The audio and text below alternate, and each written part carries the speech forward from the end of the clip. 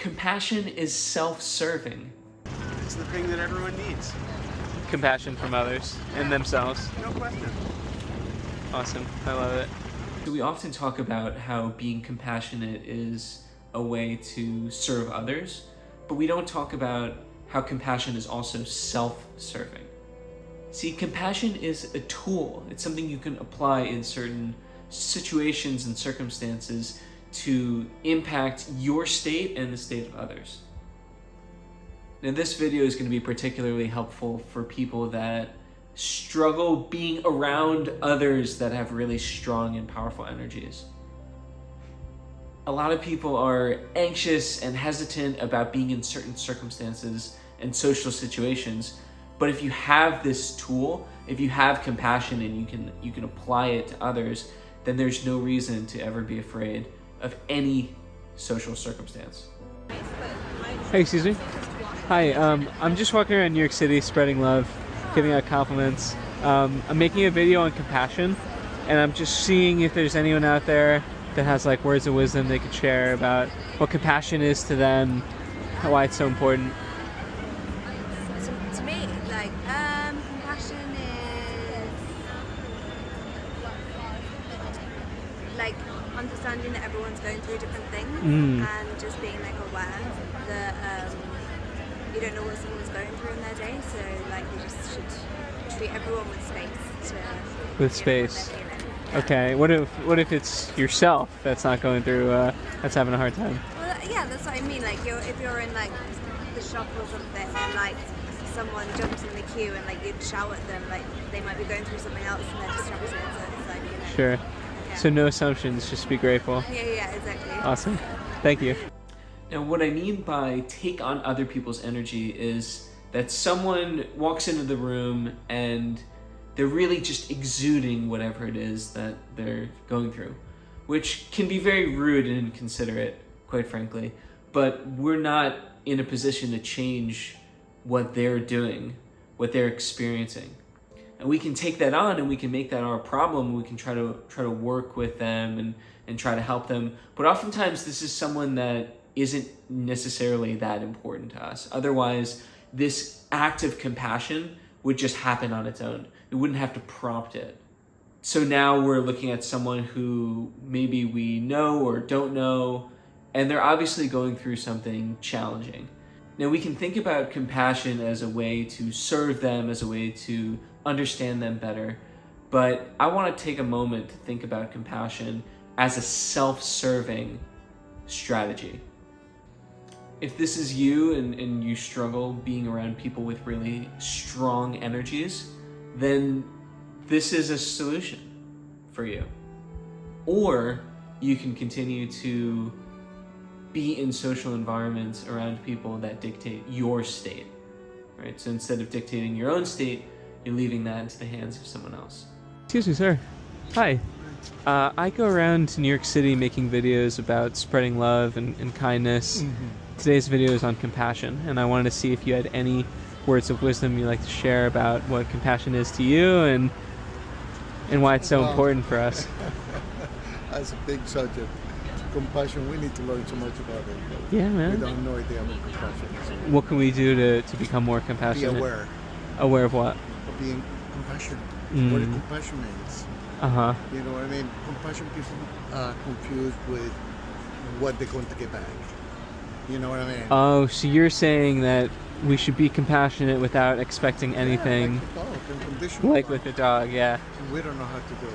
That's awesome. Yeah. I love it. No, it is. It's unfortunate. You know, I'm a holistic coach and I teach people. You're a coach? Yeah, I'm a holistic coach. I'm a Taoist teacher.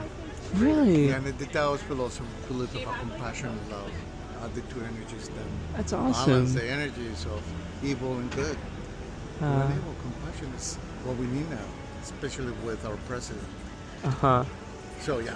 Wow. So in my first job out of college, I was a special ed teacher, and part of the group of students that I served fall into the violent or extreme behaviors category. And I absolutely loved working with those kids because they helped me to gain some perspective, find more gratitude in my own life, but also gave me the chance to work on this ability to practice empathy. The kids were brutal. They called me every name in the book. They attacked me, and it was like this with every single teacher. And like every single teacher, it was very challenging and very exhausting, and oftentimes I wanted to get angry and get mad at some of these kids. But the reality is, this is not their fault. The way that they feel is not their fault, just like the way that we feel is not our fault as well. There's no reason to cast some sort of judgment and to say, oh, he's acting out or she's acting out. That's not really true. We're all just living in an expression of our own truth. So I'm in this environment and the kids are being bad, right? So what are my options in that situation, right? I could get mad and yell at the kid. I could try to get them in trouble with kids' parents, or I can see if there's anything that I can do within myself to address the situation. So if my goal through all this is just to stay centered within myself and maintain alignment with my core value, which is the reason that I do work like that, is because I care about the kids and I want to see the kids do well. I want to see them grow and succeed by their own definition of success. So we have a layout, we have an idea of what compassion is, but how do we actually apply it in a situation like this when the emotions are charged?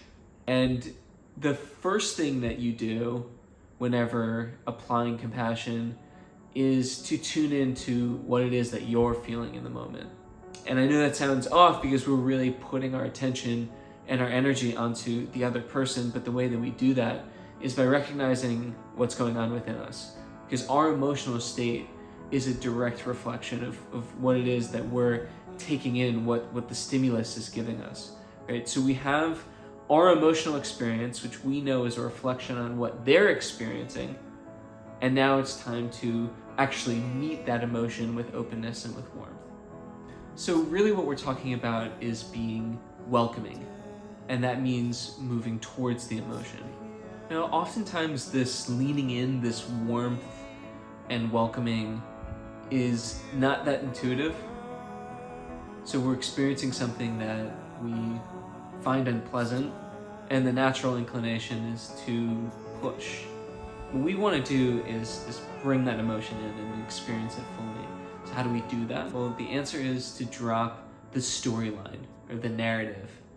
And so if I'm upset with Phil, right, by saying that I'm upset with Phil, Phil's permanent and so is my feeling of anger. When it's just me and the emotion, then the emotion will dissipate. And the last thing you remember about this process of practicing compassion is relationship building. So typically at the beginning of this kind of exercise, we're seeing somebody and we're frustrated with them. Maybe we even have some negative thoughts about that person and want them to, I don't know, get injured or something. But we decided that the way to handle this situation is with compassion. Not because we want anything positive for that person, but because having that compassion allows us to detach. So now we're welcoming the emotion. We're doing this without some sort of rigid storyline. So I'm upset with so-and-so because he said this or she said that. We're gonna let all that go, okay? Just gonna let go. Not of the emotional experience, but the object of that experience, whatever the subject is of our frustration. This is a way for you to alleviate yourself of the anger or the aggression that you feel as a result of someone else's experience. Hey, excuse me. Hi, I'm just walking around New York City spreading love, compliments, and you are? Yeah, awesome. Every day. Well, I saw you walking by, and I'm making this video on compassion. I'm trying to find people who just have anything that they want to share about, like being compassionate towards yourself, towards others. Why is it good for everyone? So, if you have any words to share, I record with my glasses. Oh, I love that. Yeah. I love that. Compassion. There's no community without compassion. Yep. There's no comedy without compassion. Like those Ooh. COM words are very important, and of course there's negative ones, but compassion, I believe, is the elixir for what we need right now. The medicine of what we need right now is about compassion. And it's different than empathy, but compassion is very important. And so thank you for stopping. Thank you for sharing. Yeah. Have a nice day. So it is an incredibly beautiful and amazing thing to do for someone, to give them that compassion, even if we're doing it for our own well-being.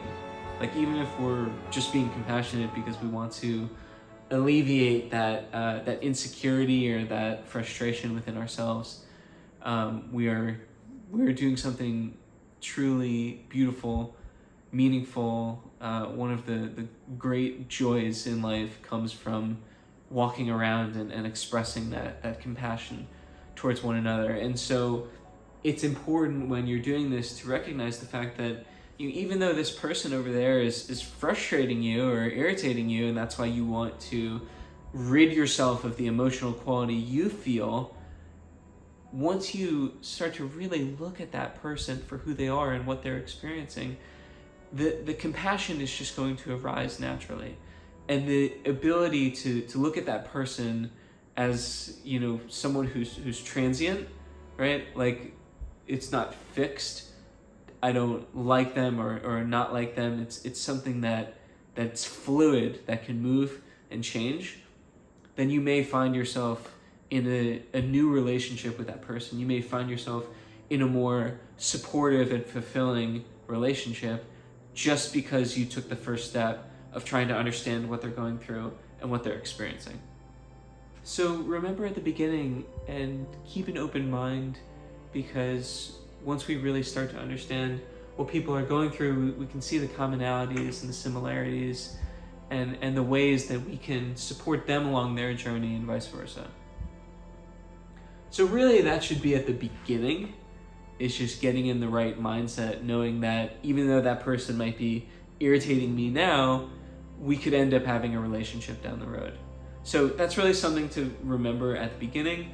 And then when you approach that person, remember to be warm and welcoming towards the emotional experience that you're having as a result of being in that person's presence, right? And then drop the storyline, forget about the who and the what, and just focus on the experience itself and having love and appreciation for that experience itself. So this is really the cool part about looking at spirituality, meditation, relationships through the lens of self-serving, because by doing this, we're not just serving ourselves, we're serving others, we're helping people grow and develop.